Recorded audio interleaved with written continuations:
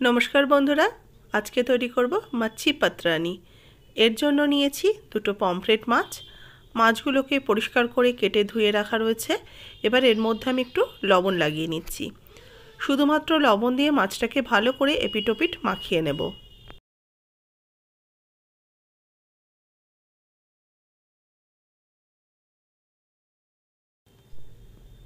লবণটা মাছের গায়ে ভালো করে লাগানো হয়ে গেলে মাছটাকে 5 মিনিটের জন্য একটু সাইডে সরিয়ে রেখে দিচ্ছি। ততক্ষণে আরও একটা মশলা করে নেব। একটা মিক্সিং জারে নিয়ে নিলাম বেশ অনেকটা ধনেপাতা, প্রায় 2 মুঠো মতো ধনেপাতা নিচ্ছি প্রায় 5-6 কোয়া মতো রসুন নেব, 5-6টা কাঁচা লঙ্কা, ঝালটা নিজেদের স্বাদ অনুযায়ী দেবেন, আমি 5-6টাই ব্যবহার করছি। আর এর সাথে দিচ্ছি 1/2 ইঞ্চি পরিমাণ আদার টুকরো, দেব নারকেল কোড়ানো এখানে রয়েছে প্রায় আমার 2 টেবিল চামচ, 2 থেকে আড়াই টেবিল চামচের মতো নারকেল কোড়ানো দিতে হবে দুটো মাছের জন্য। এবার এর সাথে দিয়ে দেব লেবুর রস, পাতিলেবুর রস দেব, একটা গোটা পাতিলেবু চিপে দিয়ে দিচ্ছি।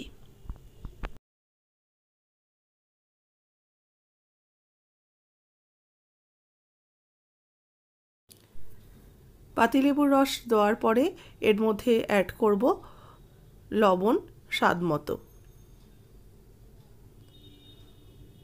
এর সাথে দেব 1/2 চা চামচ চিনি। এবার এটাকে অল্প একটু জল দিয়ে মিক্সিতে পেস্ট করে নেব। খুব বেশি জল দেব না, কারণ মিশ্রণটা হবে একটু টাইট।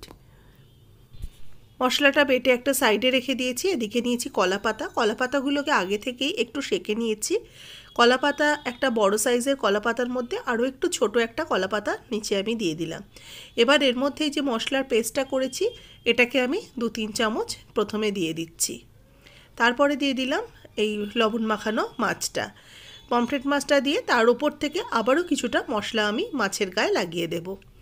আজকে এটা আমি পমফ্রেট মাছ দিয়ে করছি, আপনারা যে কোনো বোনলেস মাছ দিয়ে এটা তৈরি করতে পারেন। এটা কিন্তু ভেটকি মাছ দিয়েও ভালো লাগবে খেতে, তবে কিন্তু একদম পাতুরির স্বাদ যেটা হয় সেরকম নয়। এটার মশলাটা একদমই অন্যরকম, দেখেই বুঝতে পারছেন।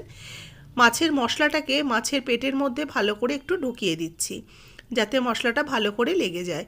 এবার 1/2 চামচেরও কম আমি অল্প একটু তেল ওপর থেকে ছড়িয়ে দিলাম, তার সাথে দিয়ে দিলাম একটা চেরা কাঁচা লঙ্কা। এবার ভালো করে এটাকে মুড়ে নেব। দুদিক ভালো করে এটাকে আমি মুড়ে নিচ্ছি।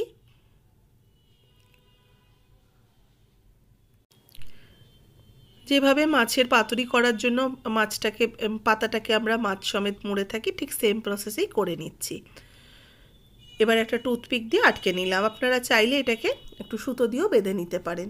আমি দুদিকটাই ভালো করে সিল করে নেওয়ার জন্য আমি দুটো টুথপিক দিয়ে দুদিক থেকে আটকে নিলাম। আরও একটা একই প্রসেসে করে নেব। আরও একটা কলা পাতা নিয়ে নিয়েছি আর ওপর থেকে আরও একটা ছোট পাতা দিয়ে দিলাম। আবারও আমি প্রথমে এই মশলার পেস্টটাকে 2-3 চামচ নিচে দিয়ে দেব, তারপরে মাছটা দেব, তারপরে মাছের উপর থেকে আবারও কিছুটা মশলা দিয়ে দিচ্ছি।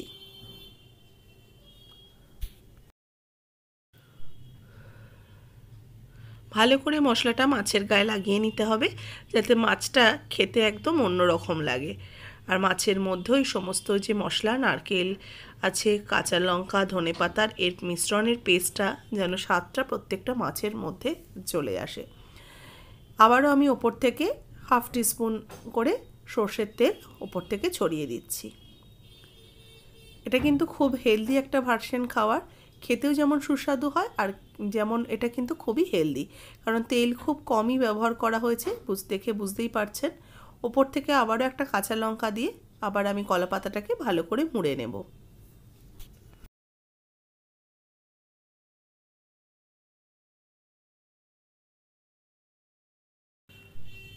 এই মাছের পাতাটাকেও আমি মুড়ে নিয়েছি।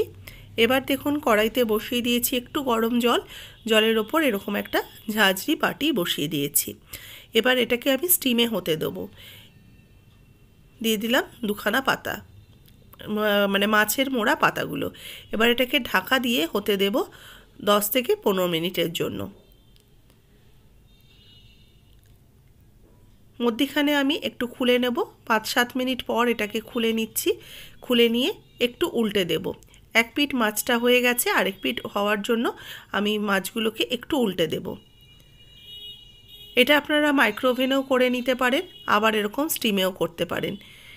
তবে এটা স্টিমে করলেই ব্যাপারটা অথেন্টিক হয়। আর এইভাবে এটাকে ঢাকা চাপা দিয়ে রেখে দিলাম।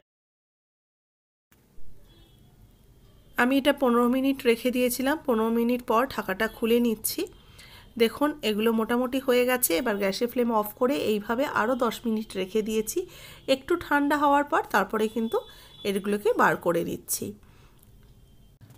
মাছি পাত্তারানি একদমই রেডি হয়ে গেছে। এটাকে এইভাবে খুলে সার্ভ করে নেবেন। গরম গরম ভাত বা হালকা একটা পোলাওয়ের সাথে কিন্তু বেশ ভালো লাগবে আজকের এই রেসিপি ভালো লাগলে অবশ্যই একটা কমেন্টস বক্সে কমেন্টস করবেন, রেসিপিটাতে একটা লাইক দেবেন।